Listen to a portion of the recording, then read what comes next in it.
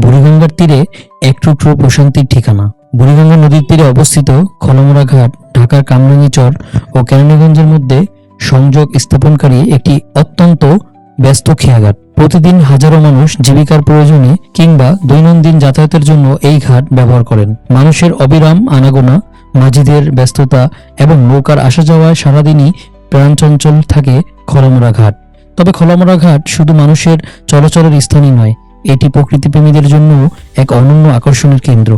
নদীর তীর জুড়ে সবুজ গাছপালা, শীতল বাতাস এবং মনোরম পরিবেশ নগর জীবনের ক্লান্তি দূর করে এক অন্যরকম প্রশান্তির অনুভূতি এনে দেয়। বিকেল নামলেই ঘাটের সৌন্দর্য যেন আরো বেড়ে যায়। পরিবার পরিজন, বন্ধু বান্ধব কিংবা প্রিয়জনকে সঙ্গে নিয়ে অনেকেই এখানে সময় কাটাতে আসেন।